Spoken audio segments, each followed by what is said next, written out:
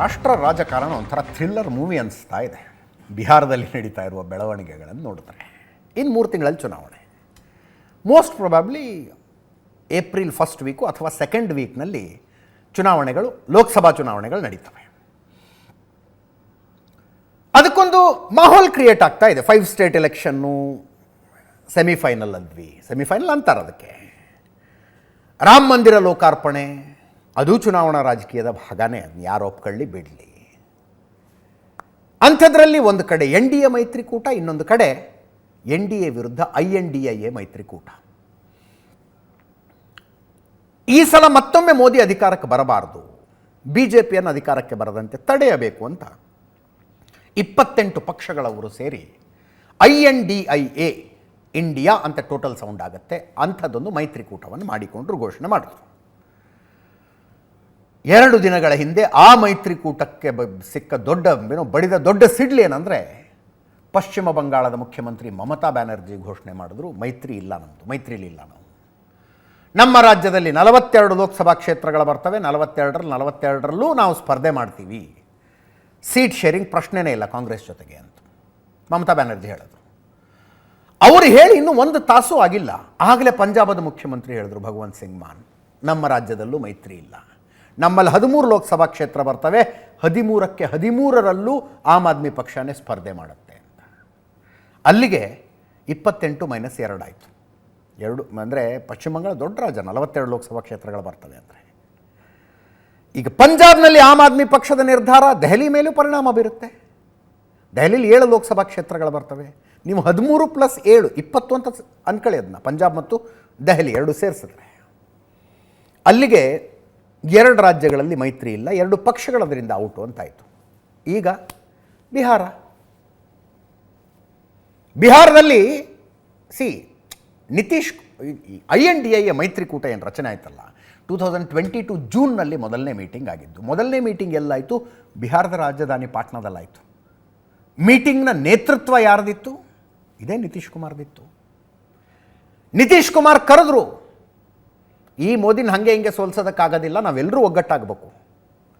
BJPಯ candidate ವಿರುದ್ಧ ನಮ್ಮದು ಒಂದು ಕ್ಯಾಂಡಿಡೇಟು, ನಿಮ್ಮದು ಒಂದು ಕ್ಯಾಂಡಿಡೇಟು, ಅವ್ರದ್ದು ಒಂದು ಕ್ಯಾಂಡಿಡೇಟು, ಇನ್ನೊಬ್ಬರದು ಕ್ಯಾಂಡಿಡೇಟು, ಮತ್ತೊಬ್ಬರದು ಕ್ಯಾಂಡಿಡೇಟ್ ಅಂದರೆ BJP ನಮಗೆ ಬೇಡ ಅಂತ ಹೇಳುವ ಮತದಾರರ ಮತಗಳು ವಿಭಜನೆ ಆಗಿಬಿಡ್ತವೆ. ಒಬ್ಬೊಬ್ರಿಗೆ ಒಂದೊಂದಷ್ಟು ಬಂದು BJPಯವರು ಈಸಿಯಾಗಿ ಗೆದ್ಕೊಂಡು ಬಿಡ್ತಾರೆ. ಹಂಗೆ ಮಾಡೋದು ಬೇಡ. BJPಯನ್ನು ವಿರೋಧಿಸುವವರ ಮತಗಳೆಲ್ಲ ಒಬ್ಬರೇ ಅಭ್ಯರ್ಥಿಗೆ ಬರುವಂತೆ ಮಾಡೋದಕ್ಕೆ ನಮ್ಮೆಲ್ಲರದ್ದೂ ಸೇರಿಸಿ ಒಂದು ಕನ್ಸೆನ್ಸಸ್ ಕ್ಯಾಂಡಿಡೇಟ್ ಹಾಕೋಣ ಅಂದರು. ಒಮ್ಮತದ ಅಭ್ಯರ್ಥಿ, ಆ ಐಡಿಯಾ ಫ್ಲೋಟ್ ಮಾಡಿದ್ದೆ ನಿತೀಶ್ ಕುಮಾರ್. ಮೀಟಿಂಗ್ ಕರೆದ್ರು. ಆ ಮೀಟಿಂಗಿಗೆ ಉಳಿದ ಪಕ್ಷಗಳವರು ಹೋಗಲಿ ಅಂದರೆ, ಸ್ವತಃ ರಾಹುಲ್ ಗಾಂಧಿ ಹೋದರು, ಸೋನಿಯಾ ಗಾಂಧಿ ಹೋದರು, ಮಲ್ಲಿಕಾರ್ಜುನ ಖರ್ಗೆ ಅವರು ಹೋದರು. That sounded like A good idea, right? ಒಳ್ಳೆ ಐಡಿಯಾ ಇದು, ಹೌದಪ್ಪ. ಈ ಮಾರ್ಗದ ಮೂಲಕ BJPಯನ್ನು ಮತ್ತೊಮ್ಮೆ ಅಧಿಕಾರಕ್ಕೆ ಬರದಂತೆ ತಡೆಯಬಹುದು ಅಂತ. ಮೊದಲನೆಯ ಮೀಟಿಂಗಿನ ಹೋಲ್ಡ್ ಪೂರ್ತಿ ಇದ್ದಿದ್ದು ನಿತೀಶ್ ಕುಮಾರ್ದೇ. He was chairing that meeting ಅನ್ನೋ ಥರ ಇದ್ದರು. ಅದಾದಮೇಲೆ ಆಯಿತು, ನೆಕ್ಸ್ಟ್ ಮೀಟಿಂಗ್ನಲ್ಲಿ ಮುಂದಿನ ಹಂತದ ಚರ್ಚೆ ಮಾಡೋಣ ಅಂತ ಹೇಳಿದ್ರು. ನೆಕ್ಸ್ಟ್ ಮೀಟಿಂಗ್ ಬರೋ ಅಷ್ಟೊತ್ತಿಗೆ ಒಂದು ಬದಲಾವಣೆ ಆಯಿತು. ಬದಲಾವಣೆ ಅಂದರೆ ಇಂಟ್ರೆಸ್ಟಿಂಗ್ ಪೊಲಿಟಿಕಲ್ ಡೆವಲಪ್ಮೆಂಟ್. ಏನು? ಕರ್ನಾಟಕದಲ್ಲಿ ಚುನಾವಣೆ ನಡೀತು. ಕರ್ನಾಟಕದಲ್ಲಿ ವಿಧಾನಸಭೆ ಚುನಾವಣೆ ನಡೆದು ಕಾಂಗ್ರೆಸ್ 135+1 ಸ್ಥಾನಗಳನ್ನು ಗೆಲ್ಲುವ ಮೂಲಕ ಭಾರೀ ಬಹುಮತದೊಂದಿಗೆ ಅಧಿಕಾರಕ್ಕೆ ಬಂತು.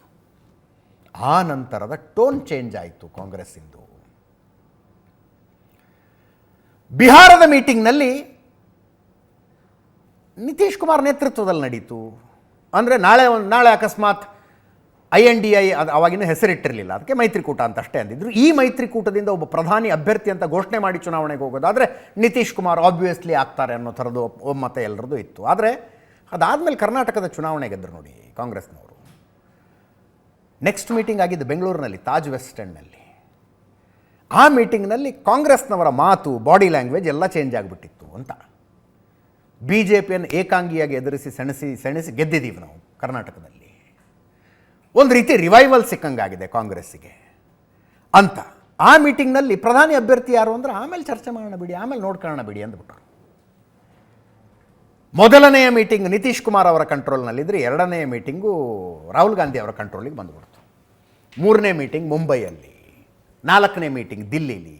ಮೀಟಿಂಗ್ನಿಂದ ಮೀಟಿಂಗಿಗೆ ಅಂತರಗಳು ಜಾಸ್ತಿ ಆಗ್ತಾ ಹೋದವು. Nitish Kumar whatever it is 2005ರಿಂದ ಇಲ್ಲಿ ತನಕ ಮಧ್ಯದಲ್ಲಿ ಮಾಂಜಿ ಒಂದು ಸ್ವಲ್ಪ ಅವಧಿಯಲ್ಲಿ ಮುಖ್ಯಮಂತ್ರಿ ಆಗಿದ್ದರು ಅನ್ನೋದು ಬಿಟ್ಟರೆ ನಿರಂತರವಾಗಿ ಬಿಹಾರ ಆಳ್ತಾ ಇದ್ದಾರೆ. ಬಿಹಾರದ ಮುಖ್ಯಮಂತ್ರಿ.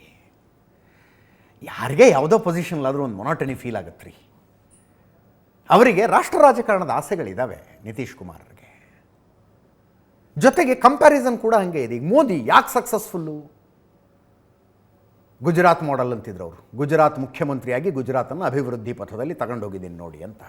ಅದನ್ನೇ ನಿತೀಶ್ ಕುಮಾರ್ ಹೇಳ್ತಾರೆ. ಬಿಹಾರ ನೋಡಿ ಮೊದಲು ಹೆಂಗಿತ್ತು, ಈಗ ಹೆಂಗಿದೆ ಅಂತ.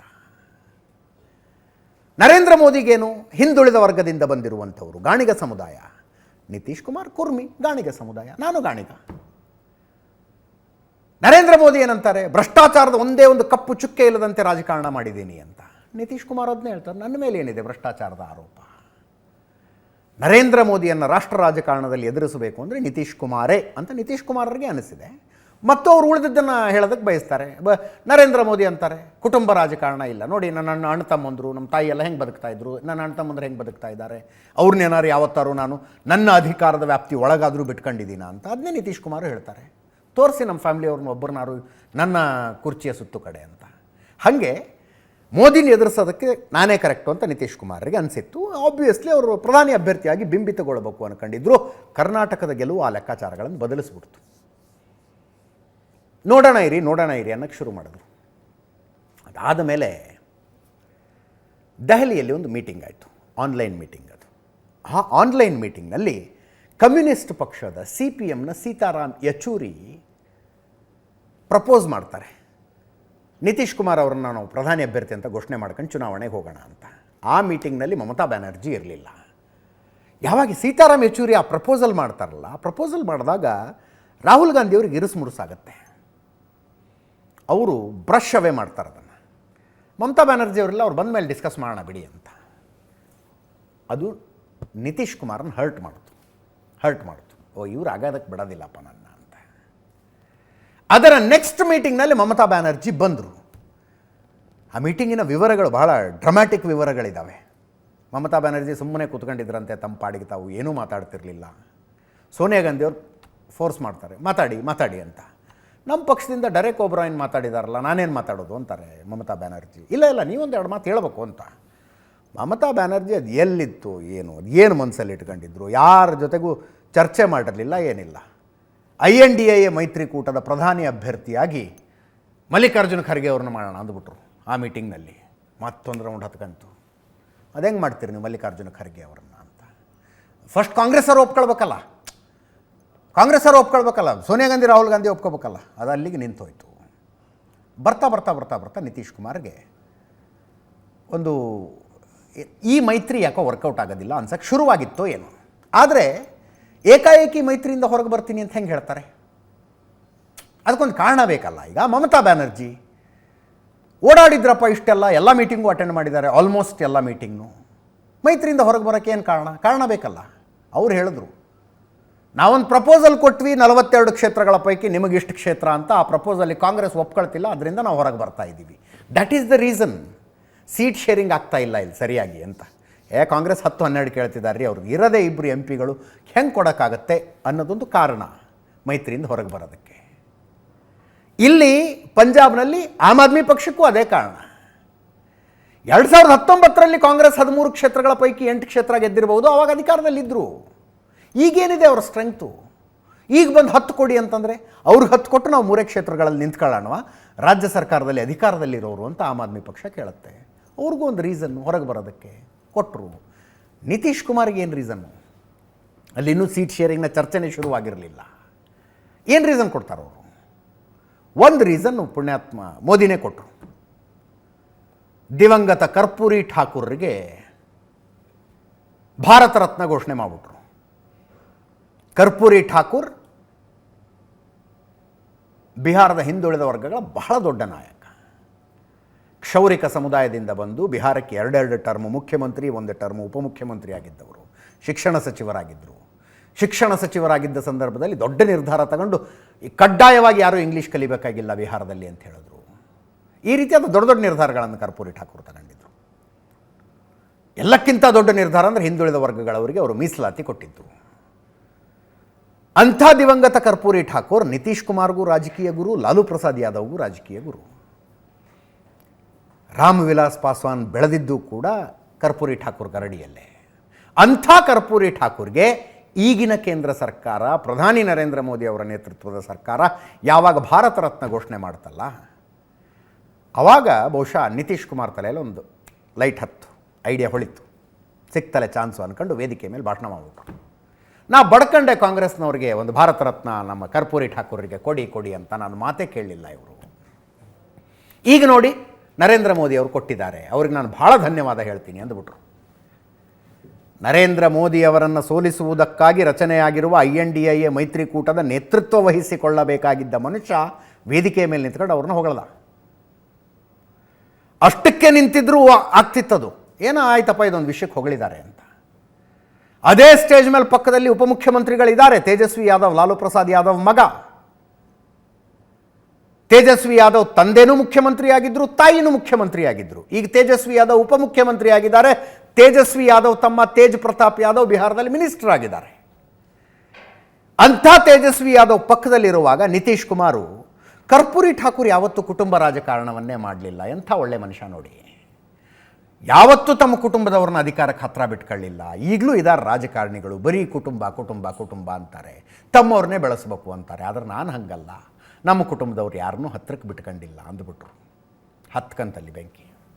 ಮಾರನೇ ದಿವಸ ಬೆಳಗ್ಗೆದ್ದು ಲಾಲು ಪ್ರಸಾದ್ ಯಾದವ್ ಮಗಳದ್ದು ಟ್ವೀಟು, ಈ ಸಮಾಜವಾದಿ ಮುಖಂಡ ಯಾರು ನಿತೀಶ್ ಕುಮಾರ್ಗೆ ಅಂದರೆ ಪ್ರಯಾರಿಟಿಗಳನ್ನು ಬಿಟ್ಟು ಏನೇನೋ ಹೇಳ್ತಿರ್ತಾರೆ ಅಂತ ಬಹಿರಂಗವಾಗಿ ನಿತೀಶ್ ಕುಮಾರ್ ಮೇಲೆ ಮುಗಿಬಿದ್ರು.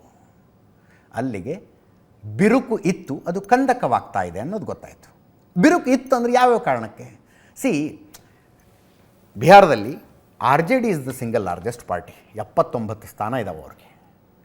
ನಿತೀಶ್ ಕುಮಾರ್ ಪಕ್ಷಕ್ಕೆ 45 ಸ್ಥಾನ ಇರೋದು. ಆದರೂ ನಿತೀಶ್ ಕುಮಾರ್ ಮುಖ್ಯಮಂತ್ರಿ.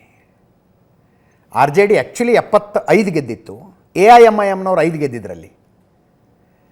ಆ ಪಕ್ಷದಿಂದ 4 ಜನ ಶಾಸಕರು ಪಕ್ಷಾಂತರ ಮಾಡಿದ್ರು. 2/3 ಆಗಿದ್ದಕ್ಕೆ ಅವ್ರು ಯಾರೂ ಡಿಸ್ಕ್ವಾಲಿಫೈ ಆಗಲಿಲ್ಲ. RJDಯ ಸಂಖ್ಯೆ 75 ಆಯಿತು, 79 ಆಯಿತು. 75ರಿಂದ 79 ಆಯಿತು. 79 ಸ್ಥಾನಗಳನ್ನು RJD ಹೊಂದಿದೆ, ಉಪಮುಖ್ಯಮಂತ್ರಿ ಅವರು. 45 ಸ್ಥಾನಗಳನ್ನು JDU ಹೊಂದಿದೆ, ಮುಖ್ಯಮಂತ್ರಿ ಇವರು. ಪರಿಸ್ಥಿತಿ ಹಿಂಗಿದೆ ಅಲ್ಲಿ. ಆದರೆ ಉಪಮುಖ್ಯಮಂತ್ರಿ ಆಗಿರುವ ತೇಜಸ್ವಿ ಯಾದವ್ ಸರ್ಕಾರದ ಮೇಲೆ ಕಂಟ್ರೋಲ್ ಪಡೆಯೋದಕ್ಕೆ ಪ್ರಯತ್ನ ಪಡ್ತಾನೆ ಇರ್ತಾರೆ ಯಾವಾಗಲೂ, ಎಲ್ಲ ಇಶ್ಯೂಗಳಲ್ಲೂ. ಸರ್ಕಾರದಲ್ಲಿರುವ RJD ಸಚಿವರದ್ದೇ ಒಂದು ಟೀಮು, ಅವರು ಸಪ್ರೇಟಾಗಿ ವರ್ಕ್ ಮಾಡ್ತಾರೆ. ಆ ಡಿಪಾರ್ಟ್ಮೆಂಟ್ ಫೈಲ್ಗಳು CMಗೆ ಹೋಗೋದಿಲ್ಲ, ಅವ್ರ ಪಾಡಿಗೆ ಅವರು ನಿರ್ಧಾರ ತಗೊಳ್ತಾರೆ, ಅವ್ರ ಪಾಡಿಗೆ ಅವರು ಮೀಡಿಯಾದಲ್ಲಿ ಘೋಷಣೆ ಮಾಡ್ತಾರೆ. JDU ಸಚಿವರುಗಳದ್ದು ಒಂದು ಟೀಮು ನಿತೀಶ್ ಕುಮಾರ್ ಅವರ ಜೊತೆಗೆ, ಮುಖ್ಯಮಂತ್ರಿಗಳ ಜೊತೆಗೆ ಹಿಂಗೆ ನಡ್ಕೊಂಡು ಬರ್ತಾ ಇತ್ತಿದ್ದು. ಜೊತೆಗೆ ಲಾಲು ಪ್ರಸಾದ್ ಯಾದವ್ಗೆ ಆಸೆ, ಈ ನಿತೀಶ್ ಕುಮಾರ್ ಸೆಂಟ್ರಲ್ ಪಾಲಿಟಿಕ್ಸಿಗೆ ಹೋಗಿಬಿಡಲಿ ದಿಲ್ಲಿಗೆ, ನಾನು ಬದುಕಿರುವಾಗ ನನ್ನ ಮಗ ಮುಖ್ಯಮಂತ್ರಿ ಆಗೋದನ್ನು ನೋಡಬೇಕು ಅಂತ. ಅವರಿಗೆ ಕಿಡ್ನಿ ಟ್ರಾನ್ಸ್ಪ್ಲಾಂಟ್ ಎಲ್ಲ ಆಗಿ ಅನಾರೋಗ್ಯ ಆಗಿ ಚೇತರಿಸ್ಕೊಂಡಿದ್ದಾರೆ. ಬಟ್ ಒಂದು ಆಸೆ, ಸನ್ಸ್ಟ್ರೋಕ್ ಅಂತೀವಲ್ಲ, ನಾನು ಬದುಕಿರುವಾಗಲೇ ನನ್ನ ಮಗ ಮುಖ್ಯಮಂತ್ರಿ ಆಗೋದನ್ನು ನೋಡಬೇಕು ಅಂತ. ಅವರು ನಿತೀಶ್ ಕುಮಾರ್ ಮೇಲೆ ಪ್ರೆಷರ್ ತರ್ತಾನೇ ಇದ್ರು. ಹಿಂದೇನೋ ಮಾತುಕತೆ ಆಗಿತ್ತೋ ಏನೋ, ಇನ್ನು ಸಾಕು, ಲೋಕಸಭಾ ಚುನಾವಣೆಗಿಂತ ಮುಂಚೆ ನೀವು ಕೆಳಗಿಳಿದು ನನ್ನ ಮಗನ ಮುಖ್ಯಮಂತ್ರಿ ಮಾಡಿ. ನಮ್ಮದು 79 ಕ್ಷೇತ್ರಗಳು, 79 MLAಗಳಿರೋ ಪಕ್ಷ, ನಿಮ್ಮ 45 MLAಗಳನ್ನು ಇಟ್ಕೊಂಡು 3 ವರ್ಷ ಅಧಿಕಾರ ನಡೆಸಿದ್ದೀರಿ, ಈಗ ನನ್ನ ಮಗನಿಗೆ ಕೊಡಿ ಅಂತ. ಇಂಥ ಕಾರಣಕ್ಕಾಗಿ ನಾವು ಘಟಬಂಧನದಿಂದ, ಮೈತ್ರಿಯಿಂದ ಹೊರಗೆ ಬರ್ತಾ ಇದ್ದೀವಿ ಅನ್ನೋದಕ್ಕಾಗೋದಿಲ್ಲ. ಅದಕ್ಕೆ ಕರ್ಪೂರಿ ಠಾಕೂರಿಗೆ ಭಾರತ ರತ್ನ ಇಟ್ಕೊಂಡು ಕುಟುಂಬ ರಾಜಕಾರಣದ ಮೇಲೆ ಒಂದು ವಾಗ್ದಾಳಿ ಮಾಡಿಬಿಟ್ಟು, ಅಲ್ಲಿಂದ ಏನೋ ಆಗಿದೆ ಅಂತ ಗೊತ್ತಾಯಿತು. ಈ ಕಡೆ ದಿಲ್ಲಿಯಲ್ಲಿ BJP ಪಾಳ್ಯದಲ್ಲಿ ಬಹಳ ಲಘು ಬಗೆಯ ಓಡಾಟಗಳು, ಇಲ್ಲಿಂದ ಅಲ್ಲಿಗೆ ಹೋಗ್ತಾರೆ, ಅಲ್ಲಿಂದ ಇಲ್ಲಿಗೆ ಬರ್ತಾರೆ. ಏಕಾಏಕಿ ಪಾಟ್ನಾದಿಂದ BJP ಮುಖಂಡರು ದಿಲ್ಲಿಗೆ ಬರ್ತಾರೆ, ಅಮಿತ್ ಶಾ ಮನೆಗೆ ಹೋಗ್ತಾರೆ, ಬಾಗ್ಲಾಕ್ಕತ್ತಾರೆ, ಏನೋ ಮಾತಾಡ್ತಾರೆ, ಹೊರಗೆ ಬರ್ತಾರೆ. ನರೇಂದ್ರ ಮೋದಿ ಗಣರಾಜ್ಯೋತ್ಸವದ ಚೀಫ್ ಗೆಸ್ಟ್ ಈ ಸಲ ಫ್ರಾನ್ಸ್ನ ಅಧ್ಯಕ್ಷ ಇಮ್ಯಾನ್ಯುಯಲ್ ಮ್ಯಾಕ್ರಾನ್ ಬಂದಿದ್ದರು. ಅವ್ರನ್ನ ಜೈಪುರಕ್ಕೆ ಬಂದು ಲ್ಯಾಂಡ್ ಆಗಿ ಅಂತ ಹೇಳಿದ್ದಾರೆ. ಇವರು ಹೋಗಿ ಅಲ್ಲಿ ಹೋಗಿ ರಿಸೀವ್ ಮಾಡಬೇಕು. ಗಣರಾಜ್ಯೋತ್ಸವದ ಮುಖ್ಯ ಅತಿಥಿ ಬಂದಿದ್ದಾರೆ ದೇಶಕ್ಕೆ ಅಂತ. ಅಲ್ಲಿಗೆ ಹೋಗಬೇಕಾಗಿದ್ದ ನರೇಂದ್ರ ಮೋದಿ ಅದರ ಮಧ್ಯದಲ್ಲಿ, ಆ ಗಡಿಬಿಡಿಯ ಮಧ್ಯದಲ್ಲಿ 2 ತಾಸು ಮೀಟಿಂಗ್ ಮಾಡಿದ್ರು ಅಮಿತ್ ಶಾ, JP ನಡ್ಡಾ ಅವ್ರ ಜೊತೆ ಕೂಡಿಸ್ಕೊಂಡು. ಬಿಹಾರದಲ್ಲಿ ಹಿಂಗೆಲ್ಲ ಆಗ್ತಿದ್ದಾಗ ಅಮಿತ್ ಶಾ, JP ನಡ್ಡಾ, ನರೇಂದ್ರ ಮೋದಿ ಕೂತ್ಕೊಂಡು ಮೀಟಿಂಗ್ ಮಾಡ್ತಿದ್ದಾರೆ ಅಂದರೆ ಸಹಜವಾಗಿ ಇದು ಬಿಹಾರದ ಡೆವಲಪ್ಮೆಂಟ್ ಬಗ್ಗೆನೇ ಚರ್ಚೆ ಮಾಡ್ತಿದ್ದಾರೆ ಅಂತ ಅನ್ಸುತ್ತಪ್ಪ. ಅಲ್ಲಿಂದ ಹೊರಗೆ ಬಂದ ಮೇಲೆ ಅಮಿತ್ ಶಾ ಬಿಹಾರದಿಂದ ನಾಯಕರನ್ನೆಲ್ಲ ಕರೆಸ್ಕೊಂಡು ಅವರೊಂದು ರೌಂಡ್ ಚರ್ಚೆ ಮಾಡಿದ್ರು. ಸುಶೀಲ್ ಮೋದಿ ಹೋಗಿ ಕೂತ್ಕೋತಾರೆ ಅಮಿತ್ ಶಾ ಮನೆಗೆ. ಸುಶೀಲ್ ಮೋದಿ ಬಿಹಾರದ ಮಾಜಿ ಉಪಮುಖ್ಯಮಂತ್ರಿ. ಭಾಳ ಇಂಟ್ರೆಸ್ಟಿಂಗ್ ಟ್ವಿಸ್ಟ್ ಆ್ಯಂಡ್ ಟರ್ನ್ ಇದಾವಲ್ಲ ಇಲ್ಲಿ ಹೇಳ್ತೀನಿ ನಾನು. ಅವ್ರಿಗೆ ರಾಜ್ಯಸಭಾ ಸದಸ್ಯರು ದಿಲ್ಲಿಲಿ ಇರ್ತಾರೆ, ಅವ್ರನ್ನೂ ಕರೆಸ್ಕೊಂಡು ಮಾತಾಡಿದ್ರು. ಇನ್ನೊಂದು ಕಡೆ ನಿತೀಶ್ ಕುಮಾರ್ ಪಕ್ಷದ ಸಚಿವರುಗಳು ನಿತೀಶ್ ಕುಮಾರ್ ಜೊತೆಗೆ ಮೀಟಿಂಗು, ತೇಜಸ್ವಿ ಯಾದವ್ ಪಕ್ಷದ ಸಚಿವರು ತೇಜಸ್ವಿ ಯಾದವ್ ಜೊತೆಗೆ ಮೀಟಿಂಗು. ಮೀಟಿಂಗ್ ಮೇಲೆ ಮೀಟಿಂಗು. ಪಾಟ್ನಾದ ಒಂದು 5 ಸ್ಟಾರ್ ಹೋಟೆಲ್ನಲ್ಲಿ BJPಯ ಒಬ್ಬ ಮುಖಂಡ, JDUನ ಒಬ್ಬ ಮುಖಂಡ ಒಟ್ಟೊಟ್ಟಿಗೆ ಕಾಣಿಸ್ಕೊಂಡ್ರು ಅಂತ ಅದು ದೊಡ್ಡ ಸುದ್ದಿ.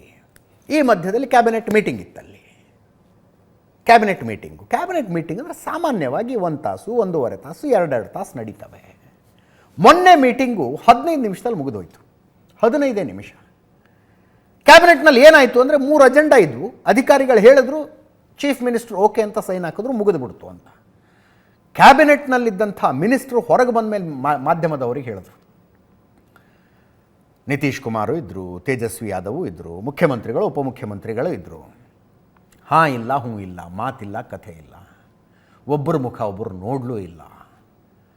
15 ನಿಮಿಷದಲ್ಲಿ ಎಲ್ಲ ಮುಗೀತು ಅಂಥೇಳಿ ಎದ್ದು ಬಂದುಬಿಟ್ರು ಅಂತ. ನೀವು ಊಹಾಪೂಹಗಳಿಗೆ ರೆಕ್ಕೆ ಬರೆಯೋದು ಹೆಂಗೆ ಅಂದರೆ ಹಿಂಗೆ. ಅದಾದ ಮೇಲೆ ಇವತ್ತು ಗಣರಾಜ್ಯೋತ್ಸವ. ಪಾಟ್ನಾದ ಗಾಂಧಿ ಮೈದಾನದಲ್ಲಿ ಗಣರಾಜ್ಯೋತ್ಸವ ಪರೇಡ್ನಲ್ಲಿ ಮುಖ್ಯಮಂತ್ರಿಗಳು ಇದ್ದಾರೆ, ಉಪಮುಖ್ಯಮಂತ್ರಿಗಳು ಇದ್ದಾರೆ. ಈ ಆಫೀಸರ್ಸ್ ಚೇರ್ ಹಾಕೋರ್ಗೇನು ಗೊತ್ತಿರುತ್ತಾ ಇವರೇನು ಅಕ್ಕಪಕ್ಕ ಕೂತ್ಕೋತಾರೋ, ದೂರ ಕೂತ್ಕೋತಾರೋ ಅಂತ. ಮುಖ್ಯಮಂತ್ರಿಗಳಿಗೆ ಒಂದು ಚೇರು, ಉಪಮುಖ್ಯಮಂತ್ರಿಗಳಿಗೆ ಒಂದು ಚೇರು ಅಕ್ಕಪಕ್ಕ ಹಾಕಿದ್ರಪ್ಪ. ಆ ಚೇರ್ ಖಾಲಿ ಬಿಟ್ಟು ತೇಜಸ್ವಿ ಯಾದವ್ ಪಕ್ಕಕ್ಕೆ ಹೋಗಿ ಇನ್ನೊಂದು ಚೇರಿಗೆ ಕೂತ್ಕೊಂಡ್ರು. ಗಣರಾಜ್ಯೋತ್ಸವದ ಇಡೀ ಕಾರ್ಯಕ್ರಮ ತುಂಬ ಒಟ್ಟಿಗೆ ಇದ್ದಾರೆ. ಇಲ್ಲೂ ಅಷ್ಟೇ, ಮಾತಿಲ್ಲ, ಕಥೆ ಇಲ್ಲ.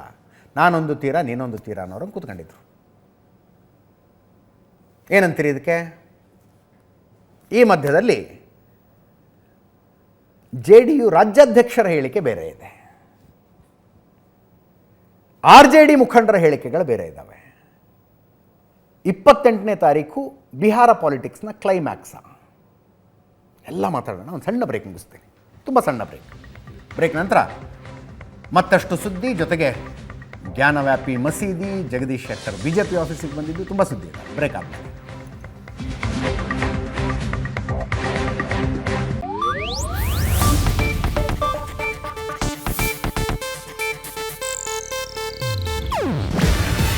ಇದು ಏಷ್ಯಾನೆಟ್ ನ್ಯೂಸ್ ನೆಟ್ವರ್ಕ್ ಪ್ರಸ್ತುತಿ. ನೀವು ನೋಡ್ತಿದ್ದೀರಾ ಏಷ್ಯಾನೆಟ್ ಸುವರ್ಣ ನ್ಯೂಸ್.